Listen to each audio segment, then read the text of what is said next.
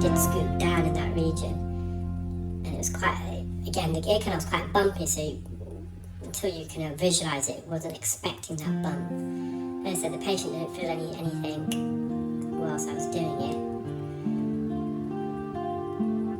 So I'm just trying to clear the midsection now before we focus on the deeper bit. I think the deeper part I used suction. It wasn't as impactful, so it was easier to remove.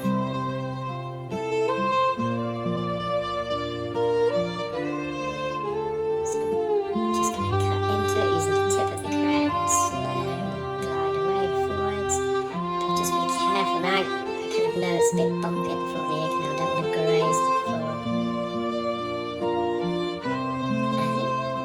Some drops in now, and we're going to revert to microsuction. Just going to clear this bit in here right at the end. This is an annoying piece here.